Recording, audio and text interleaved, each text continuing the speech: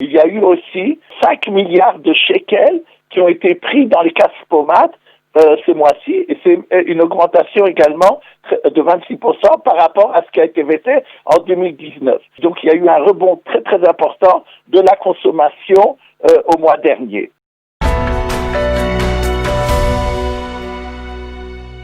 Comme chaque mercredi, nous avons le plaisir de retrouver notre ami le docteur Daniel Guggenheim pour sa chronique hebdomadaire sur l'économie israélienne. Docteur Daniel Guggenheim, bonjour. Bonjour. Alors merci d'être avec nous ce matin.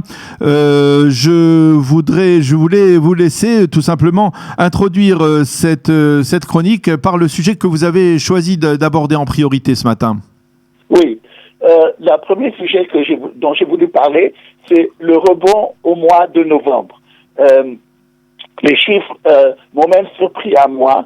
Il y a eu une publication cette semaine des achats par carte de crédit que les Israéliens ont fait au mois de novembre. Les chiffres sont les suivants. 31 milliards de shekels, les Israéliens ont acheté par carte de crédit au mois de novembre. Il s'agit même d'une augmentation de près de 4% par rapport à novembre de l'année dernière.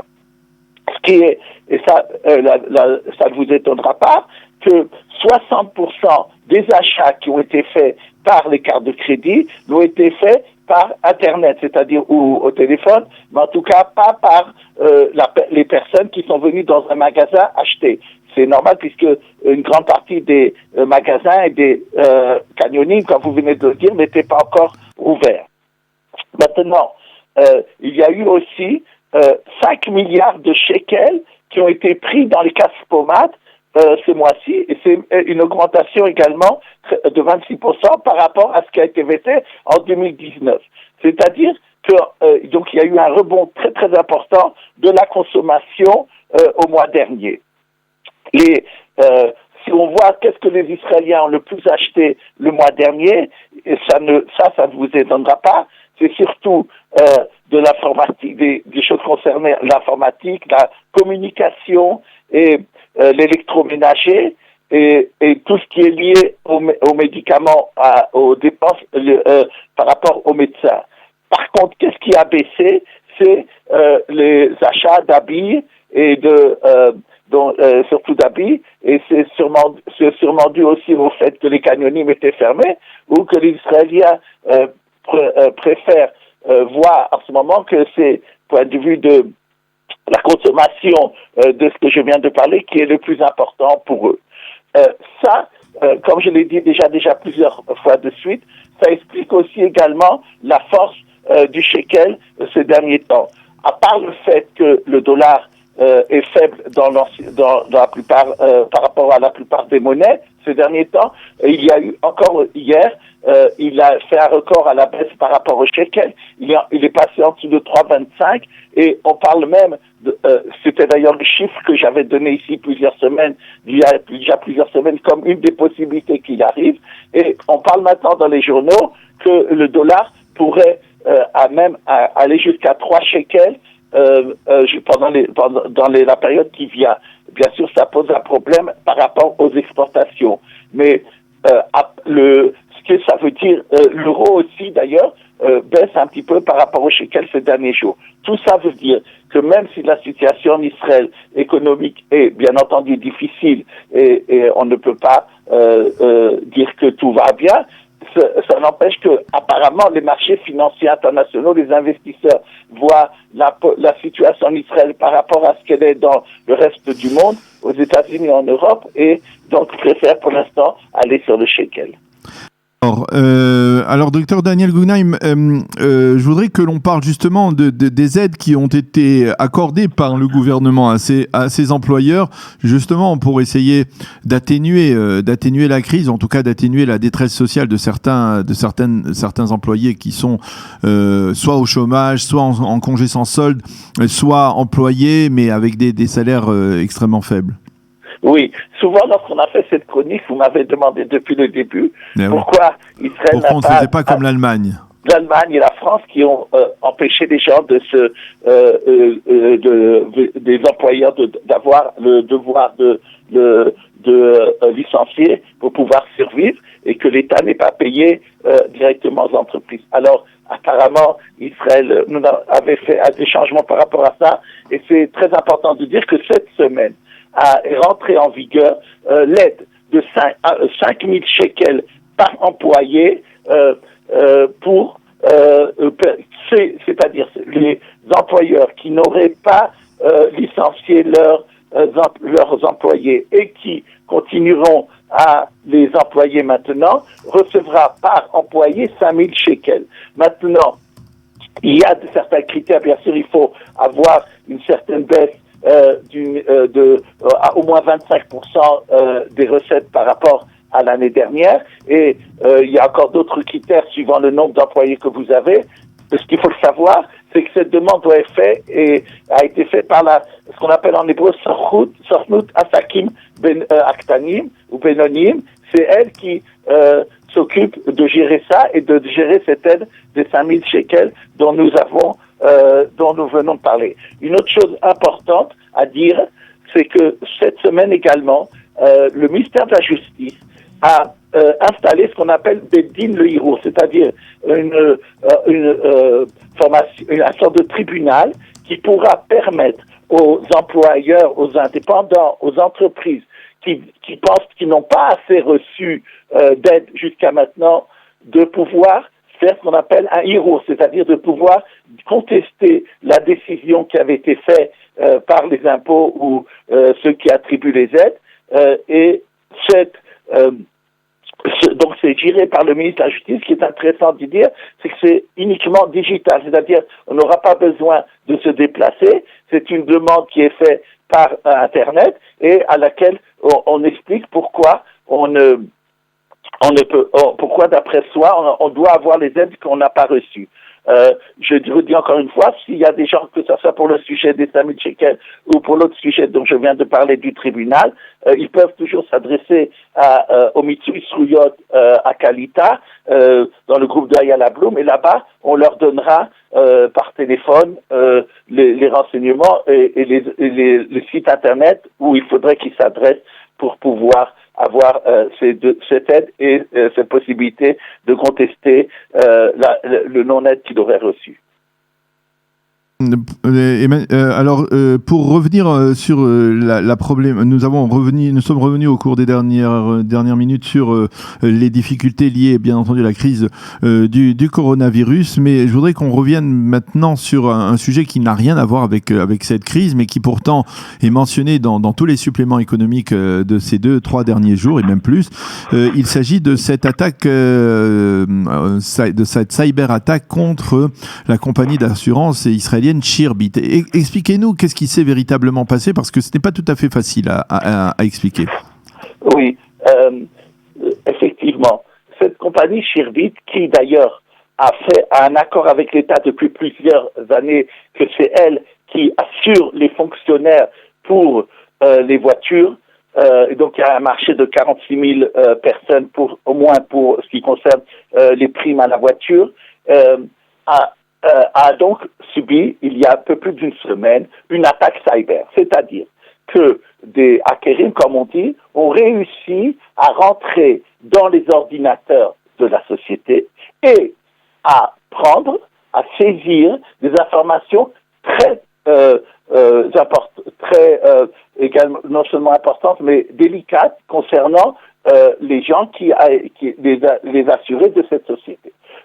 Par exemple, et malgré les démentis au début de la société, les cartes de crédit de certains des assurés ont été pris par ces hackers-là. C'est-à-dire que maintenant, ils ont même vendu ce renseignement dans Internet, c'est-à-dire que maintenant, ces personnes-là dont des détails de la carte de crédit ont été diffusés dans Internet, peuvent malheureusement avoir la possibilité que des gens utilisent leur carte.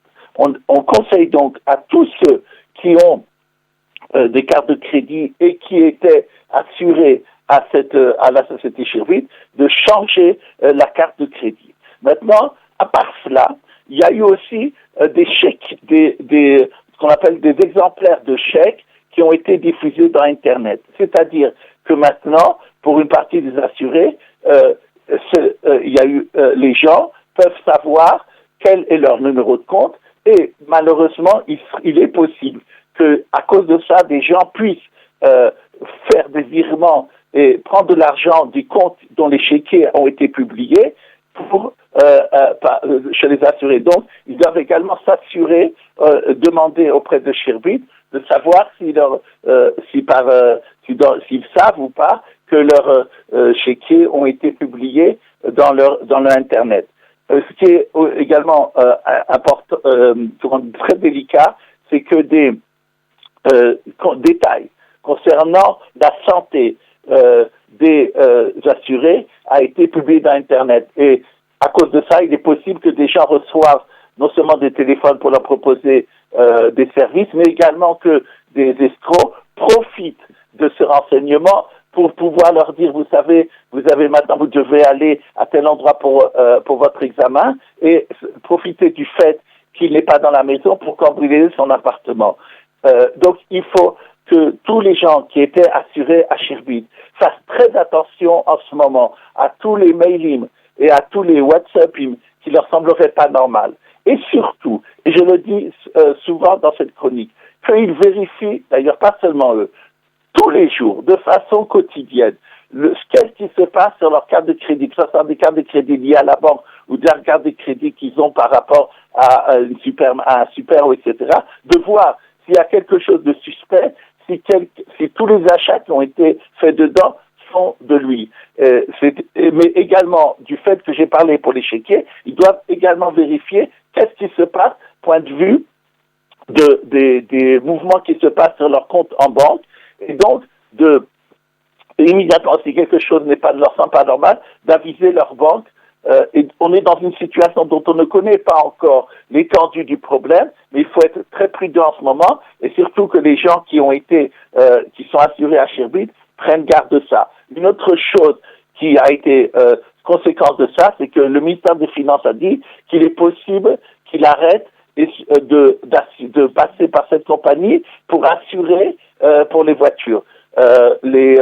Bien sûr, pour les fonctionnaires, c'est un grand changement, surtout qu'on est maintenant à la fin décembre et qu'ils doivent bientôt décider quelle compagnie doivent prendre. Il faut qu'ils suivent qu'est-ce qui se passe et qu'ils demandent dans le ministère ou l'administration où ils travaillent qu'est-ce qui a été décidé. Pour l'instant, rien n'a encore décidé. Apparemment, le ministère des Finances fait des études pour savoir avec quelle compagnie il va faire. J'ai peur également, je ne suis pas le seul, beaucoup parlent de ça dans la presse économique et autres, qu'il y a un dégât considérable pour la société Sherbit et je ne sais pas d'ailleurs si cette société pourra s'en remettre.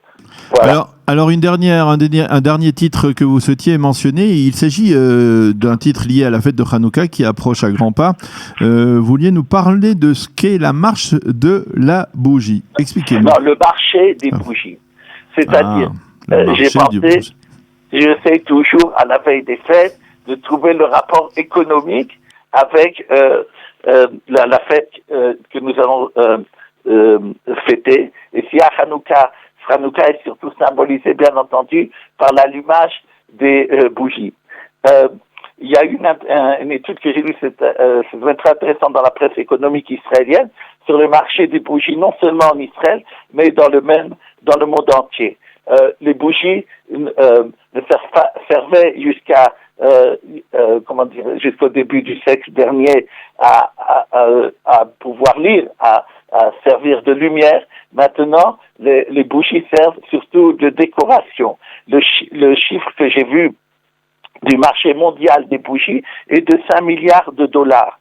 Ils servent, comme j'ai dit, surtout à faire que la maison ou même quand on a des rencontres, lorsqu'à l'époque il y avait des repas de mariage ou des cérémonies, c'est très utilisé pour donner un cadre pour donner une bonne atmosphère.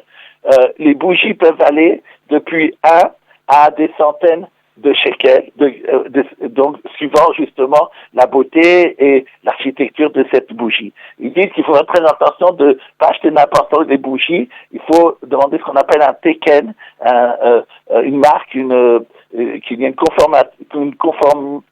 conforme à ce qu'on appelle sabon. C'est une qui permet de dire si oui ou non la bougie est comme il le faut, suivant les critères qui ont été donnés par justement cette organisation. On pense que ce marché va encore augmenter dans les prochaines années de 5 milliards à 7 milliards de dollars, et surtout, et notamment en Israël, l'achat des bougies a énormément augmenté cette année, qu'une fois Hanouka. C'est dû au fait que, comme les gens, quand ils veulent se rencontrer, par exemple, pour se marier, ils aiment bien, à l'époque, ils le faisaient à l'extérieur dans des hôtels ou dans des bonnes atmosphères. Maintenant, ils le font dans d'autres endroits, que ce soit au plein air ou autre. Et donc, ils aiment bien qu'il y ait un bon cash, et ils achètent beaucoup plus de bougies qu'ils n'achetaient les autres années. C'est une conséquence indirecte du corona. Eh bien, docteur Daniel Guggenheim, merci beaucoup d'avoir été avec nous ce matin comme chaque mercredi pour votre chronique économique. On se retrouve mercredi prochain, bien entendu. À bientôt. Shabbat Shalom, on peut déjà vous le souhaiter. Et puis, bonne santé. Merci. Merci beaucoup. Au revoir.